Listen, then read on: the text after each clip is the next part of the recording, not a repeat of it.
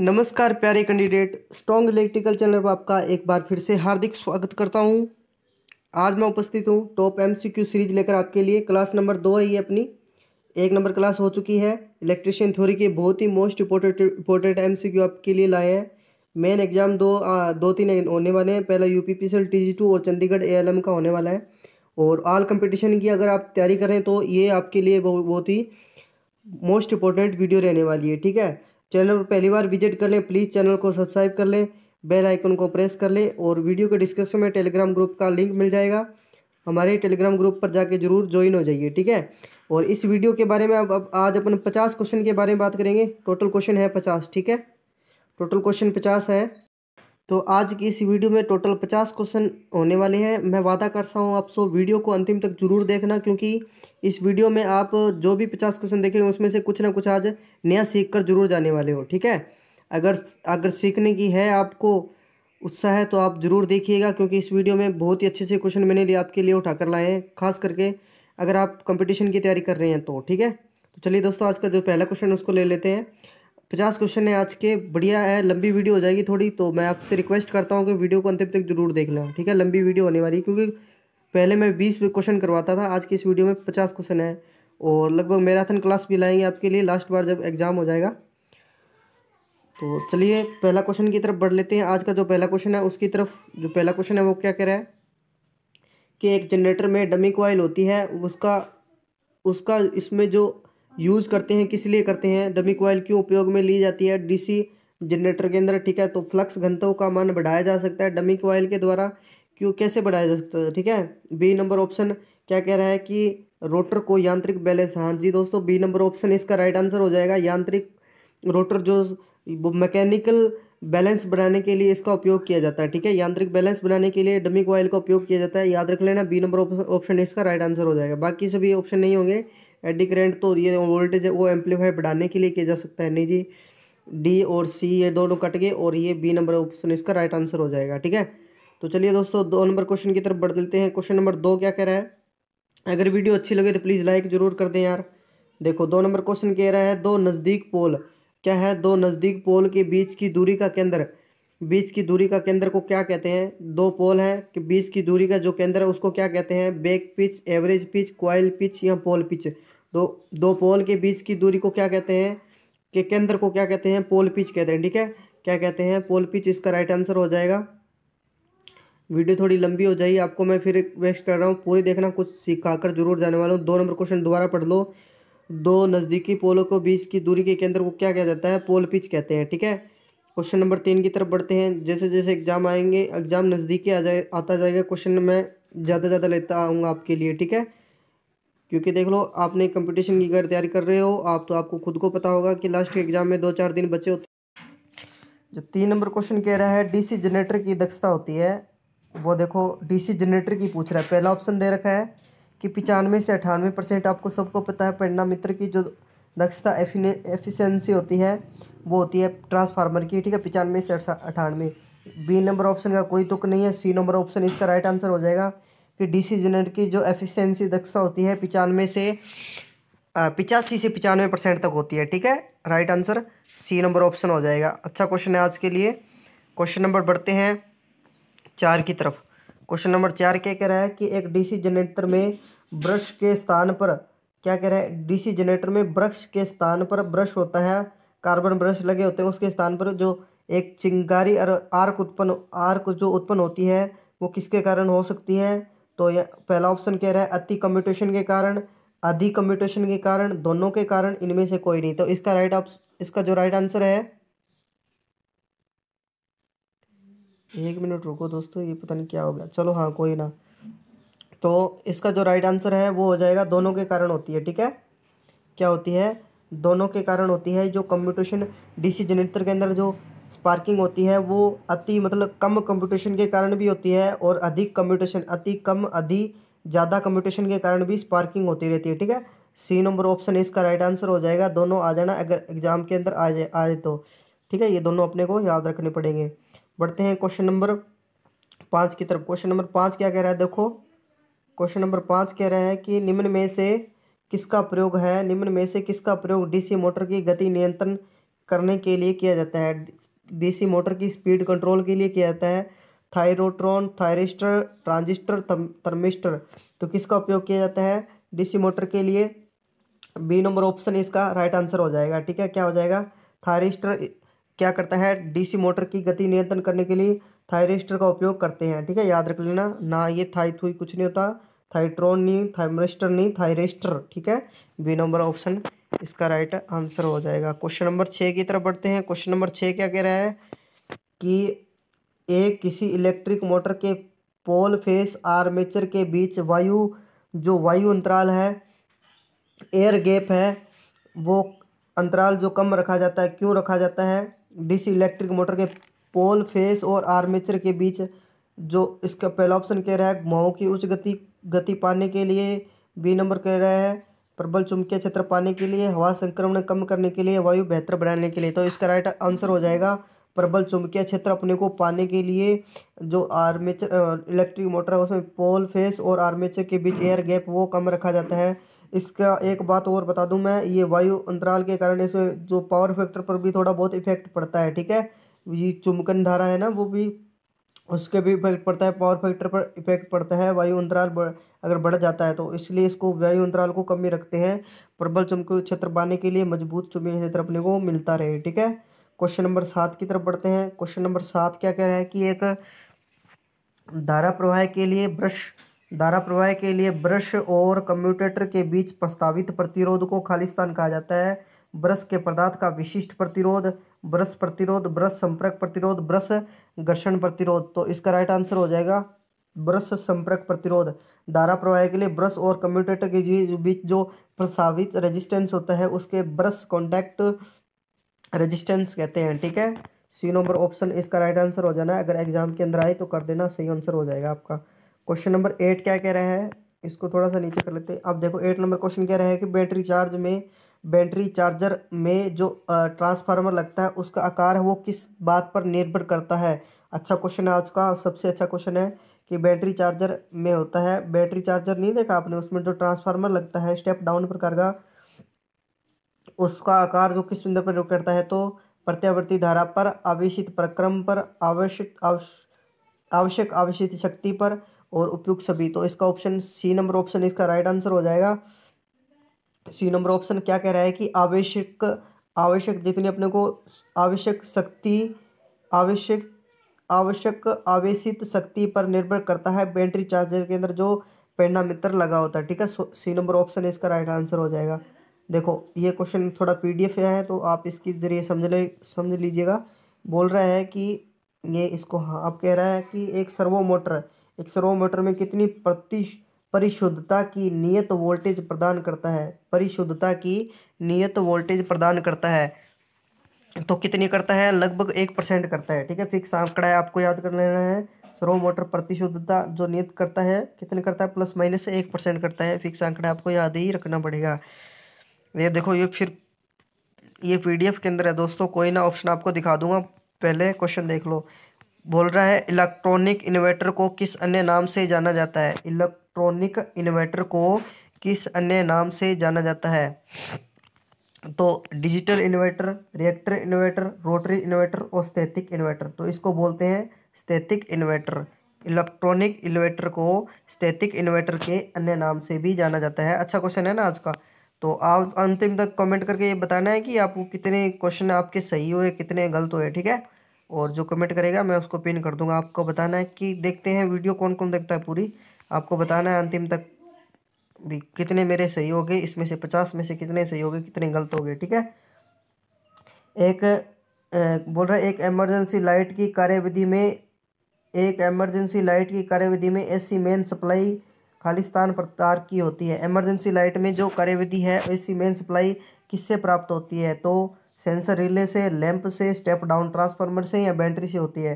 तो वो होती है स्टेप डाउन ट्रांसफार्मर से उसे एसी मेन सप्लाई प्राप्त होती है। ठीक है, बोल रहा है एसी मेन सप्लाई, तो बैटरी देखो डीसी तो नहीं हो सकता, लैंप वैसे नहीं है, सेंसर वैसे नहीं है, तो डी नंबर ऑप्शन इसका सी नंबर ऑप्शन इसका राइट आंसर हो जाएगा। ठीक है, स्टेप डाउन ट्रांसफार्मर।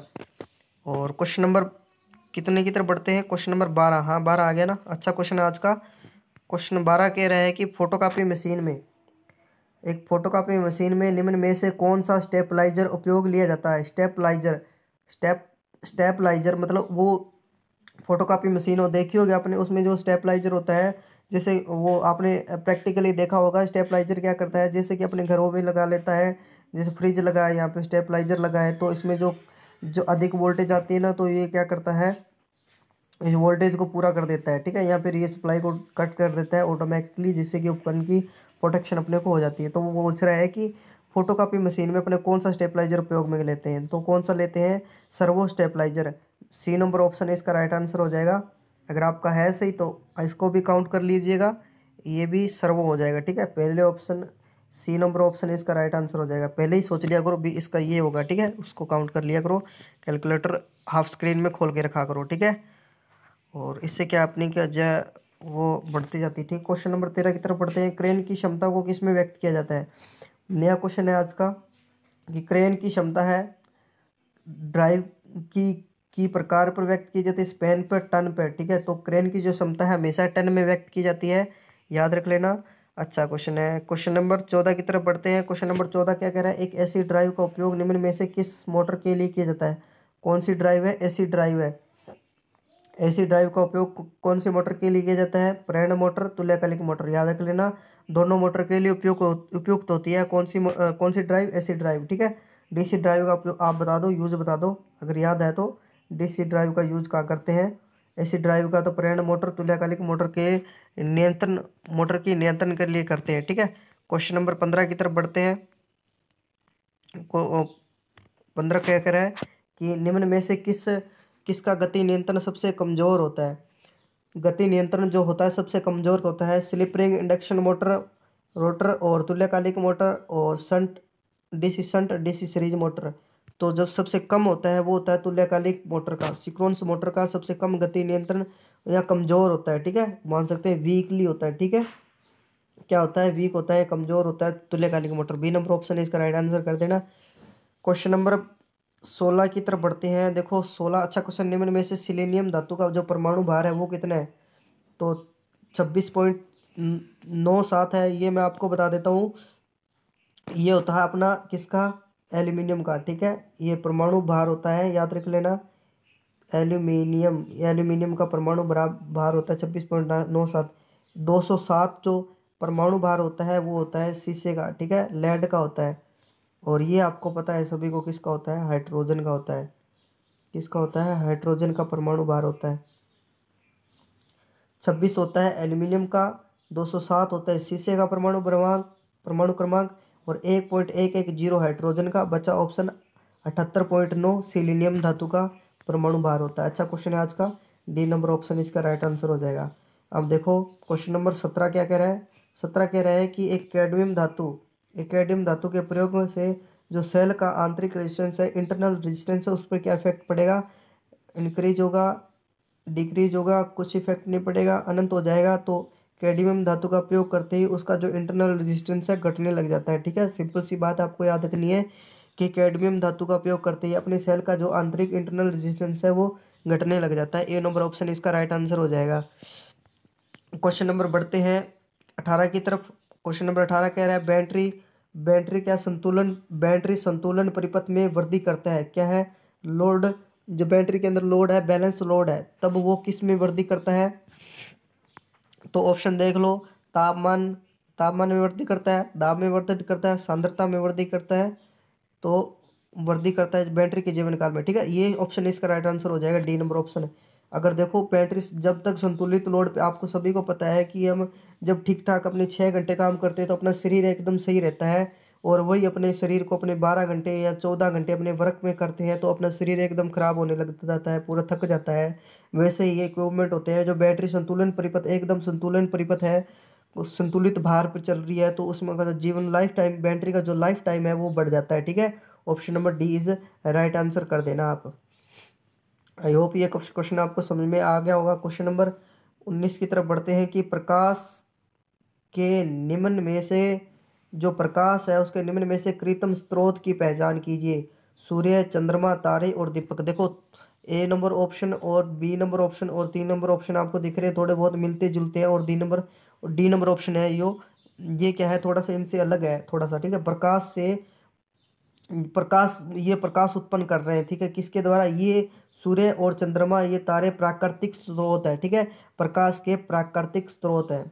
क्या है? प्रकाश के प्राकृतिक स्रोत है। और जिन्हें हम बनाते हैं वो है दीपक, ठीक है। ये है कृत्रिम स्रोत जिन्हें बनाया गया है, ठीक है। पहला क्या है कि दीपक, दूसरा इसका कृत्रिम स्रोत के एक और एग्जाम्पल होते हैं मोमबत्ती, ठीक है। बहुत सारे एग्जाम्पल होते हैं इसके, जैसे बल्ब हो गया, ट्यूबलाइट हो गई, ठीक है। मोमबत्ती, बल्ब और बहुत सारे ऑप्शन इसके होते हैं। आप ध्यान रख लेना, कृत्रिम स्रोत जिन्हें में बनाया है। और ये तीन ही होते हैं लगभग, सूर्य, चंद्रमा, इसके द्वारा अपने को प्रकाश दिखता है। और इसका डी नंबर ऑप्शन इसका राइट आंसर कर देंगे, ठीक है। क्वेश्चन नंबर 20 की तरफ बढ़ते हैं। सोडियम वेपर लैंप का जो प्रकाश है वो किस रंग का अपने को आउटपुट देता है? तो हमेशा याद रखना, सोडियम वेपर लैंप पीले रंग का प्रकाश अपने को देता है, ठीक है। कौन से रंग का? आपने प्रैक्टिकली देखा होगा, अगर वहाँ पे जब कोहरा छा जाता है तो सोडियम वेपर लैंप का उपयोग करते हैं, पीले रंग का प्रकाश ज़्यादा दिखता है वो अपने को। तो देखो छोटे, ये देखो अच्छा क्वेश्चन है आज का, कि छोटे उपकेंद्रों में भू संपर्कन का जो रेजिस्टेंस है वो कितना होता है? छोटे उपकेंद्रों में भू संपर्कन का जो प्रतिरोध होता है वो कितना होता है? देख लो, ये होता है 0.5। बड़े उपकेंद्रों का जो भू संपर्कन प्रतिरोध होता है 0.5 बड़े के लिए होता है, ठीक है। और ये छोटे के लिए होता है ये 1.0 ओम। ये छोटे उपकेंद्र, बी नंबर ऑप्शन हो, ये बड़े के लिए हो जाएगा, ठीक है। ये बड़े के लिए हो जाएगा और ये हो जाएगा छोटे के लिए, और ये घरेलू वगैरह के लिए आ जाएगा, ठीक है। क्वेश्चन नंबर 22 क्या कह रहे हैं? बढ़ते हैं क्वेश्चन नंबर 22 की तरफ। आई होप आपको समझ में आ रहा होगा। अगर आ रहा होगा तो प्लीज लाइक जरूर कर दें यार। क्वेश्चन नंबर 12 कह रहा है कि अर्धचालक खालिस्तान को पृथ्वी में प्रेषित करने के लिए पथ उपलब्ध करवाता है। लीकेज करंट, ओवरलोड करंट, उच्च वोल्टेज सर्किट धारा। तो क्या करता है वो? लीकेज करंट के लिए पथ रास्ता बनाता है। अर्थ होता है वो, मान लो कोई ये ट्रांसफार्मर है, उसकी कोई बॉडी है वो अर्थ कर रखी है, तो इसके लिए जो लीकेज करंट है वो इसमें से, इसमें तो मैंने एक वीडियो बनाई हुई है थर्मल, यहाँ की थर्मल की भी बनाई हुई है और जीएसएस की भी बनाई हुई है। आप ज़रूर जाकर देखना कि टेक्निकल हेल्पर का वर्क कैसे होता है। वहाँ पे अपने को सब कुछ बता देंगे, आपको सब कुछ दिखा देंगे। उसमें अर्थिंग, देखो अर्थिंग की हुई होती है, जो कि क्या, लीकेज करंट का मान इसमें से फ्लो हो जाता है, ठीक है। ए नंबर ऑप्शन इसका राइट आंसर है। बाकी जाइए अपनी प्लेलिस्ट में, मेरी चैनल के बहुत सारी आपको वीडियो मिल जाएगी, एमसीक्यू बहुत सारे अपलोड किए हो जाए। डीआरडीओ की जो स्पेशल सीरीज, उसमें बहुत बहुत मोस्ट इंपॉर्टेंट क्वेश्चन डाले हुए हैं, सब कुछ बताया है मैंने उसके बारे में। आप जाइए जरूर एक बार प्लेलिस्ट में जाकर देखिए। क्वेश्चन नंबर 23 कह रहा है कि पृथ्वी के प्रतिरोध को कम करने के लिए निम्न में से कौन सी विधि का उपयोग अपने को नहीं करते हैं? क्या करते हैं? अर्थ रेजिस्टेंस का मान अपने को क्या करना है? कम करना है। और कौन सा मेथड नहीं है? तो छोटे आकार की प्लेट अर्थ का उपयोग करना, पहला ऑप्शन ही गलत हो गया, ठीक है। बी नंबर ऑप्शन कह रहा है कि अर्थिंग की प्लेट को गहराई में करना। हाँ, इससे क्या अर्थ इलेक्ट्रोड क्या कम हो जाएगा, ठीक है, इससे नहीं होगा। और ये मिश्रण कोयला डालते हैं, इससे भी हो जाएगा। और बड़े आकार की ये भी हो जाएगा, ठीक है। बाकी बचा ऑप्शन अपने को एक ही, पहला ऑप्शन है इसका राइट आंसर कर देना आप। इसके द्वारा जो अर्थ इलेक्ट्रोड है, इसका अर्थ रेजिस्टेंस का मान अपने कम नहीं कर सकते, ठीक है। आकार कैसे घटाएंगे? तो देखो क्वेश्चन 14 क्या कह रहा है कि 14 नहीं, सॉरी 24 क्वेश्चन कह रहा है, 24 नंबर, कि एक संचरण प्रणाली का जो फीडर होता है उस किसको शक्ति प्रदान करता है? तो फीडर आपको पता है सबको, डिस्ट्रीब्यूशन फीडर आपको पता है कि ये जीएसएस के अंदर, ये मान लो ये कोई 33 केवी का यहाँ पे कोई जीएसएस बना हुआ है। ये 33 केवी मैंने आपको सभी को दिखा दिया है वीडियो में। वो उस, ये क्वेश्चन भी उस वीडियो से हल हो जाएगा। सिंपल सा क्वेश्चन है, यहाँ से एक ट्रांसफार्मर लगा हो, चाहे तो 33 केवी को 11 केवी में जार करता है। यहाँ पे आगे फीडर लगे होते हैं, ठीक है। जैसे ये कोई एक गांव हो गया, ये 2 गांव हो गए, ये 3 गांव हो गए, ये 4 गांव हो गए, ये फीडर होते हैं, ठीक है। 1 नंबर फीडर, 2 नंबर फीडर, ये 3 नंबर फीडर, ये सीधे सीधे जाते हैं गाँव के अंदर, ठीक है। डिस्ट्रीब्यूटर अपने को घरों को मिलती है। अच्छा क्वेश्चन है ये भी। तो देखो क्वेश्चन नंबर 25 कह रहा है ईईसी का पूरा नाम, ईईसी का पूरा नाम होता है अर्थ कंटिन्यूटी कंडक्टर, ठीक है। तो ढूंढते हैं कहाँ है अर्थ कंडक्टर कंटिन्यूटी, नहीं, अर्थ कंटिन्यूटी कंडक्टर सही है, बी नंबर ऑप्शन। बाकी तो अर्थ कैरिंग कंडक्टर नहीं, अर्थ कंटिन्यूटी नहीं। बी नंबर ऑप्शन इसका राइट आंसर हो जाएगा। क्या हो जाएगा? बी नंबर ऑप्शन इसका राइट आंसर हो जाएगा, ठीक है, ये वाला। तो चलिए दोस्तों बढ़ते हैं क्वेश्चन नंबर 26 की तरफ। क्वेश्चन नंबर 26 क्या कह रहा है? E L C B full form क्या होती है? Earth leakage circuit breaker. एक क्या होती है? प्रोटेक्शन डिवाइस होती है। ठीक है, क्या होती है? ए नंबर ऑप्शन इसका राइट आंसर हो जाएगा। बढ़ते हैं क्वेश्चन नंबर 27 की तरफ। क्वेश्चन नंबर 27 क्या कह रहा है? एक फ्यूज तत्वों से होकर गुजरने वाली धारा उत्पादित ऊष्मा के अनुपातिक होती है। तो क्या होती है? हीट का जो ऊष्मा का फॉर्मूला होता है I²RT। अब ढूंढो I²RT इस फॉर्मूले के अंदर कहाँ मिलेगा? तो I²RT ऑप्शन नंबर सी में मिल जाता है। ठीक है, कहाँ मिल जाता है? ऑप्शन नंबर सी के अंदर। आपका right answer option number C हो जाएगा। तो चलिए दोस्तों अगला क्वेश्चन बढ़ते हैं। अब देखो क्वेश्चन नंबर क्या कह रहा है कि निम्न में से किस पदार्थ का जो टेम्परेचर है बढ़ता हो और रेजिस्टेंस घटता है। मान लो किसका पूछ रहा है अपने को? एनटीसी पूछ रहा है। अब एनटीसी में मान लो क्या रेजिस्टेंस अगर बढ़ता है तो इसका अगर सॉरी दोस्तों अगर टेम्परेचर बढ़ता है उसका जो रेजिस्टेंस है वो घटता है, विपरीत होता है। ठीक है, इसमें एग्जाम्पल रख लो, आपको याद नहीं है तो अगर इसके अंदर आता है कार्बन ब्रश। ठीक है, इसके अंदर कार्बन ब्रश, अर्धचालक भी धातुएं भी आती है। तो देखो अर्धचालक के नाम से आपको सुन गया होगा, दिख गया होगा ऑप्शन, क्या दिख गया होगा? जर्मेनियम का। ठीक है, जर्मेनियम और सिलिकॉन अर्धचालक पदार्थ है। कार्बन ब्रश वैसे अपनी बात करें तो कार्बन ब्रश और इलेक्ट्रोलाइट बैटरी का और प्लेटों के बीच का जो पैरावदनाक होता है वो भी एनटीसी होता है। और ये बाकी पीटीसी है, तांबा एल्यूमीनियम चांदी। ठीक है, पॉजिटिव टेम्परेचर। ये देखो अच्छा क्वेश्चन है, बार बार रिपीट हो रहा है एग्जामों के अंदर। देखो क्या कह रहा है? एक बीआईसी नियमानुसार किस अधिपाष्टन में सरण धारा लीकेज धारा अधिपाष्टन के पूर्ण पूर्ण लोड की खालिस्तानी भाग से कम नहीं होना चाहिए। तो सबने रट रखा होगा 1000 1/5000वां भाग में से क्या है? अधिक नहीं होना चाहिए लीकेज करंट का मान अपनी पूर्ण लोड का। ठीक है, अगर अगर पूछ ले ये क्या है? ओनली एसी सप्लाई के लिए है। ठीक है, अगर पूछ ले अपने को लिए डीसी सप्लाई के लिए तो बी नंबर ऑप्शन इसका राइट आंसर कर, सी नंबर ऑप्शन इसका राइट आंसर कर देना।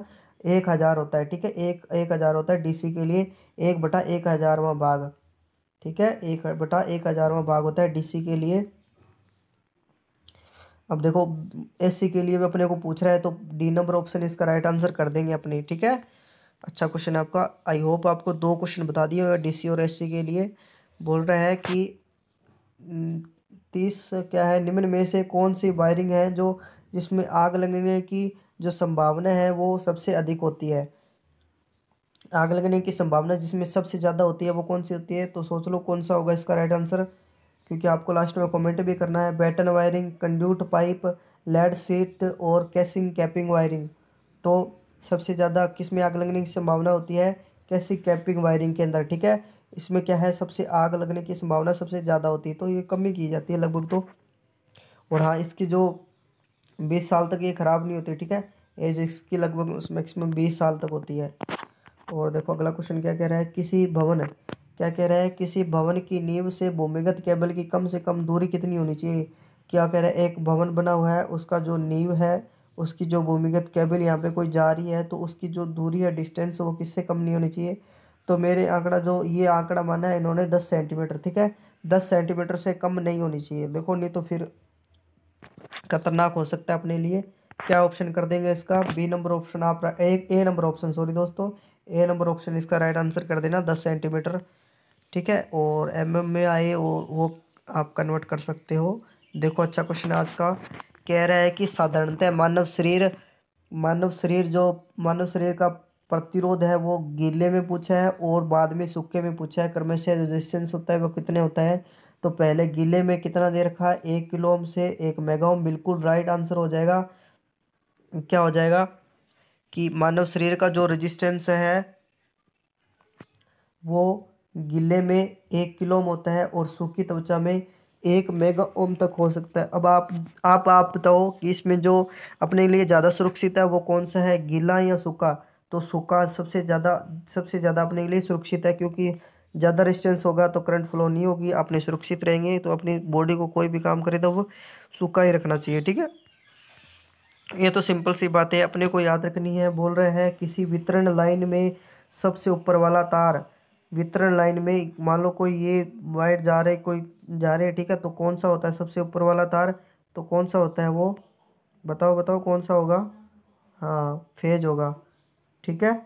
सी नंबर ऑप्शन इसका राइट आंसर हो जाएगा, फेज तार होता है सबसे वितरण लाइन में। सी नंबर ऑप्शन इसका राइट आंसर हो जाएगा, किसी वितरण लाइन में सबसे ऊपर वाला तार वित फेज तार को होता है, ठीक है। क्वेश्चन नंबर 34 क्या कह रहा है, बस दोस्तों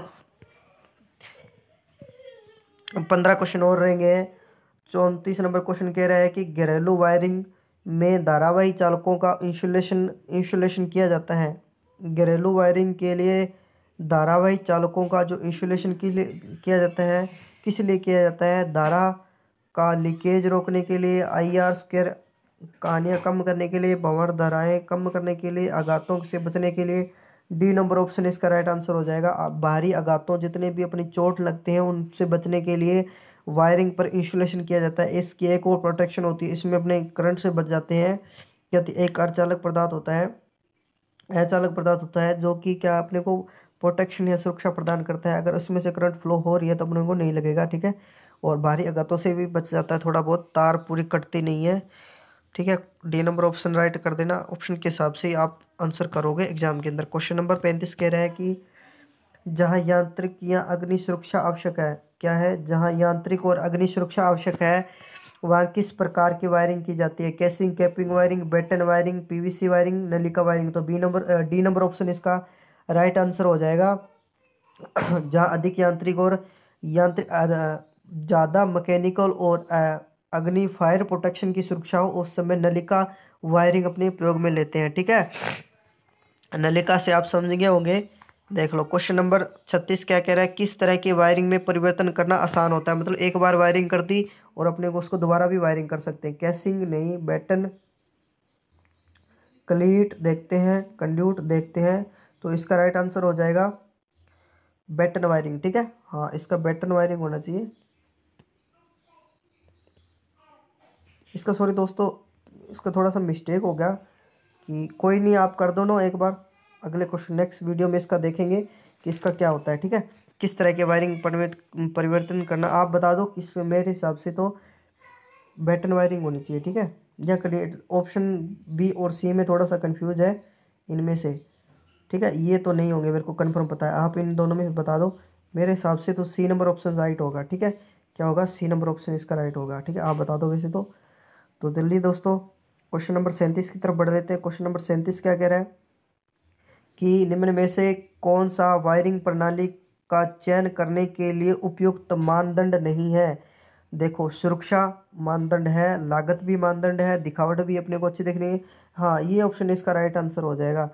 घर में रहने वाले व्यक्ति क्या निर्भर करेगा, घर में रहने वाले व्यक्तियों की संख्या उस बात पर, वो मानदंड नहीं है, उस बात पर निर्भर नहीं करती है घर की जो वायरिंग का प्रणाली का जो चयन है, ठीक है। डी नंबर ऑप्शन इसका राइट आंसर कर देना आप। अच्छा क्वेश्चन है, क्वेश्चन नंबर 38 की तरफ बढ़ते हैं। क्वेश्चन नंबर 38 कह रहा है कि कार्टेज फ्यूज का जो फ्यूजिंग फैक्टर है वो कितना होता है। 1.11 होता है HRC फ्यूज का, ठीक है। हाई रप्चरिंग कैपेसिटर का फ्यूज का जो फ्यूजिंग फैक्टर है 1.1 है, कई बार एग्जाम के अंदर पूछ चुका है। फिर वो 1.5 होता है, ये होता है किसका, किटकैट फ्यूज का, ठीक है। किटकैट फ्यूज का जो फ्यूजिंग फैक्टर है 1.5। बचा ऑप्शन ये अपने के लिए, ये तो किसके लिए हो जाएगा फिर, ऑप्शन इसका राइट आंसर हो जाएगा, ठीक है। कार्टेज फ्यूज के लिए 1.45 इसका जो फ्यूजिंग फैक्टर होता है, ठीक है। सी नंबर ऑप्शन इसका आप राइट आंसर कर देना। और ये देखो बहुत ही अच्छा क्वेश्चन है आज का। देखो क्वेश्चन कह रहा है टाइप जेड प्रकार की MCB, ठीक है, मिनिएचर सर्किट ब्रेकर का जो ऑपरेटिंग टाइम है वो कितना होता है। कौन सी पूछ रहा है अपने को, जेड पूछ रहा है। तो जेड के लिए 0.1 सेकंड होता है, ठीक, 0.1 सेकंड में ऑपरेट हो जाती है, ठीक है। अच्छा क्वेश्चन है, सबसे कम होता है।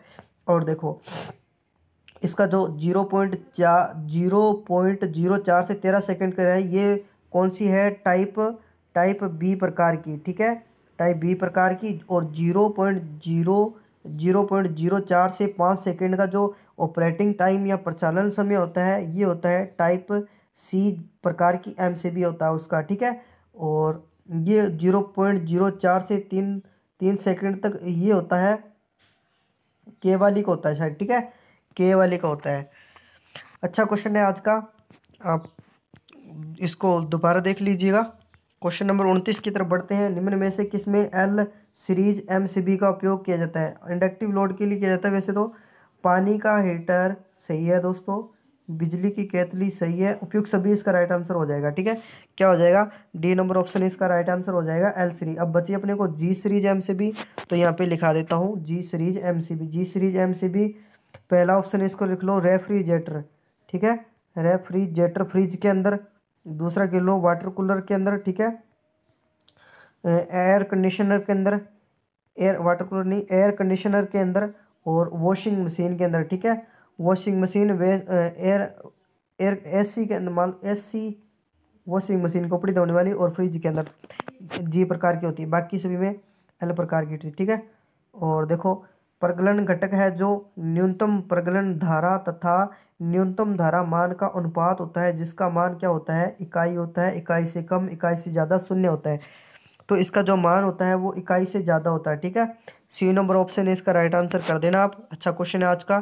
क्वेश्चन नंबर बढ़ते हैं 41 की तरफ। निम्न में से किस परिपथ भंजकों को स्थापित करने में न्यूनतम समय लगता है?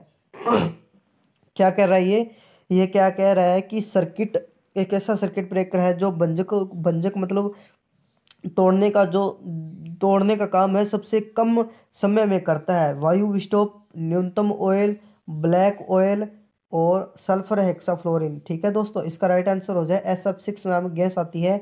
सल्फर हेक्साफ्लोरिन एक गैस होती है जो कि क्या करती है, कम समय में, इनकी अपेक्षा दिए गए ऑप्शन की कक्षा में अपन तुलना करें तो ये सबसे कम समय में भंजक करती है। ठीक है, ये जब आपको मैंने थ्योरी दी हुई है इस पे, ये जब ये करती है तब इसमें क्या होता है, विस्फोट होती है, या भंजक का अपने बोल सकते हैं। ये SF6 चार, ये दो भागों में हो जाती है उसमें गैस, SF2 और SF4 में। ठीक है, ये भी मैंने बताया हुआ है, थ्योरी की क्लास लगाई थी तब। ठीक है, और क्वेश्चन नंबर 42 की तरफ बढ़ते हैं। एक सामान्यतः एमसीबी की रेटिंग, मिनिएचर सर्किट ब्रेकर की रेटिंग खालिस्तान वायुमंडल दाब पर होती है। वायुमंडल दाब पर कितनी डिग्री सेंटीग्रेड पर वायुमंडल दाब पर होती है? तो ये फिक्स आंकड़ा है 25 डिग्री सेंटीग्रेड। सामान्यतः एमसीबी की रेटिंग 25 डिग्री सेंटीग्रेड पर वायुमंडल ताप पर होती है। ठीक है, वायुमंडलीय ताप पर होती है, आप याद रख लेना। अच्छा क्वेश्चन है, 25 डिग्री सेंटीग्रेड इसका राइट आंसर हो जाएगा।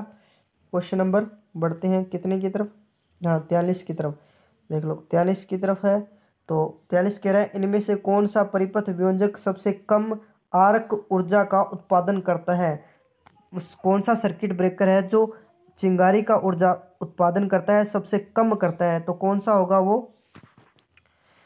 देख लो पहला ऑप्शन क्या कह रहा है, पहला ऑप्शन सादा तेल, न्यूनतम तेल, एयर ब्लास्ट। ठीक है, एयर ब्लास्ट इसका समझ ACB। ठीक है, air blast circuit breaker, air blast circuit breaker होता है ना, वो क्या करता है, सबसे कम चिंगारी उत्पन्न करता है इनके ऑप्शन के हिसाब से। देख लो बोल रहे हैं बायोगैस संयंत्र में डाइजेटर की आकृति होती है, आपको याद रखना पड़ेगा। डाइजेटर की बायोगैस शक्ति संयंत्र में बेलनाकार होता है, डाइजेस्टर की जो आकृति होती है वो में बेलनाकार होती है। ठीक है, अब देखो अच्छा क्वेश्चन है आज का। बोल रहा है तमिलनाडु में भाव्य शक्ति विकास कार्यक्रम व्यापक रूप से खालिस्तान पर आधारित होते हैं। भाप शक्ति संयंत्र, जल विद्युत शक्ति संयंत्र, परमाणु और डीजल। तो इसका राइट आंसर हो जाएगा परमाणु शक्ति संयंत्र। तमिलनाडु में भाव्य शक्ति विकास कार्यक्रम व्यापक रूप से आधारित परमाणु शक्ति संयंत्र होते हैं। ठीक है, सी नंबर ऑप्शन इसका राइट आंसर हो जाएगा, याद रख लेना। अब देख लो क्या कह रहा है कि एक संचरण